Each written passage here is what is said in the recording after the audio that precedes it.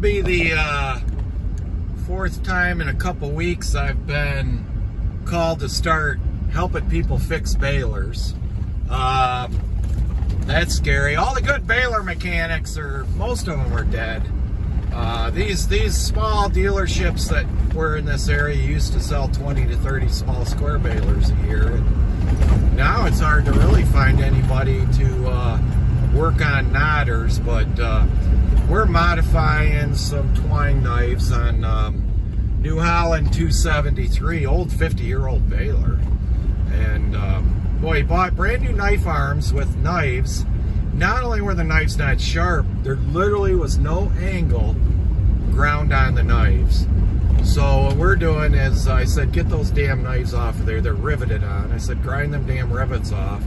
Let's put an edge on them. We kind of jerry-rigged it the other day in the field with my cordless angle grinder, but it was pretty hard to get in there and get a good edge. And you know, you don't get a good cut. You get a lot of pressure issues. You know, twine was cutting uneven. It was yanking out of the twine disc.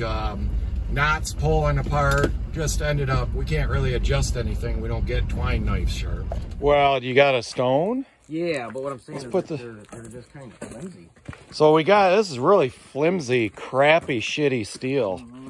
Let's compare it. I think we ought to just take the old knives off the old wiper arms. These are a joke. But you did get an angle. Literally, these things had no edge on them. I don't know if these ones will work anymore. Still, I like them flimsy. If you look at the old knives, right, they were a lot thicker. They didn't have this piece either, though. Yeah, that pocket. Yeah. New Holland started doing that. A lot of people did that years ago to try to, it's supposed to guide that string into that pocket. I don't know that it works any better. All right, got the new wiper arms on. And first thing we did was, you know, we started having problems was did have to adjust these lobes quite a bit in here, you know, so that they equally rub the heel, and as they go forward, they're going to sweep that bill hook at the same time. So, you know, I put a big crescent wrench on here and tweak them. Sometimes I bend it this way. So we got them adjusted really good so that they got a decent rub on there. And what was going on, it was you can see kind of frayed ends. We did sharpen it a bit on the machine.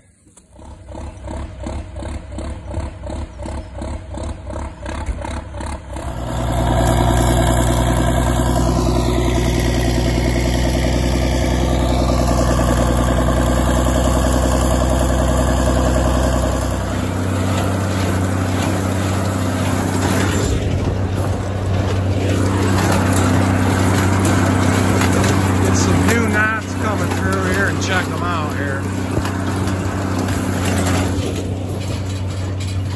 Let me check that bale out. Huh? Let me check this bale out. Okay, this side we're gonna have to tighten up the bill hook. Real short tail.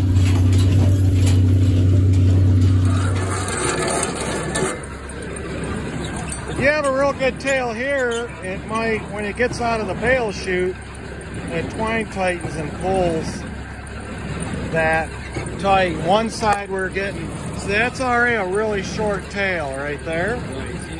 Yeah, no, we need to tighten up the bill hook.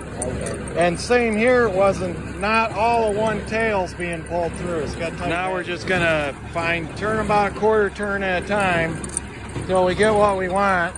And we had really light bales, so now when we start with light bales and you're adjusting your baler, it's easy.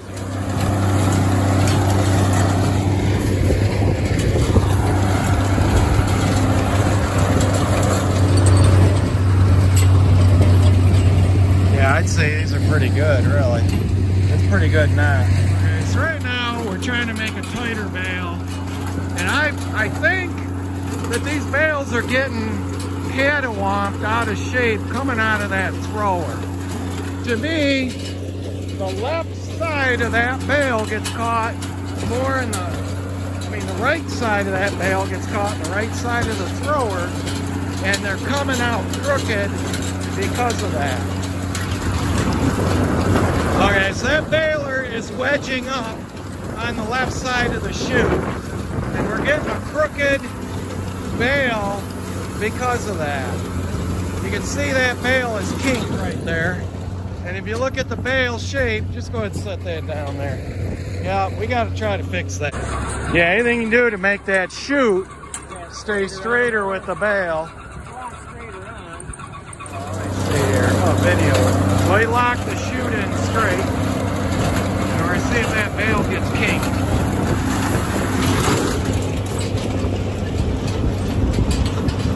Yeah, so it was straight. So it looks like locking the bale chute straight, or the thrower straight, stop it from kinking, but now we got to get the density up so when the bales land, they don't horseshoe up. Making good firm bales, but at some point you can't keep cranking up the bale density because you'll start getting misties then. So, you know, most of your knotter problems are bale density issues, really.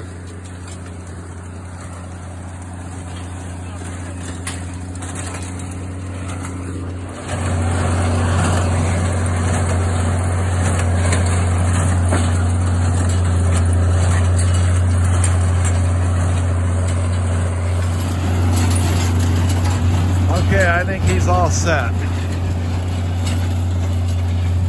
But, you know, he's been battling this till he took the time to... We put new twine knives on it, or arms on it, the other day.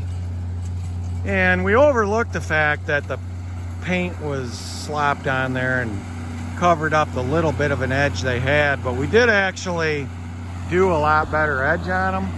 I think the knives are a joke. I've made new knives before out of horseshoe rasp. You can actually make pretty good twine knives yourself for the knife arms if you want. I've experimented with that years ago. And these newer New Holland ones, I guess, I don't know, I'm not too impressed by that. But without the with super dull knives like that, you know, it's just you're getting uneven tails. One tail was pulling out of the bill hook, out of the twine disc completely. The bill hook was making one loop with, I think, the I don't know if it was the bale twine or the needle twine, and the loop wasn't as thick, I believe, and it wasn't pulling off the bill hook.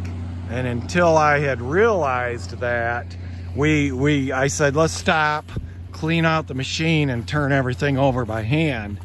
And it was immediately apparent when you're right in that step of the knotter cycle where the knife was hitting the two strands of twine and the bill hook was clamped down on them, you could watch the knife advance and start ripping and pulling against the twine. And it was obvious right there then. So sometimes you gotta, you know, it really does help just to, at first, clean the machine out, turn everything over by hand whenever you put new parts on. Just do that.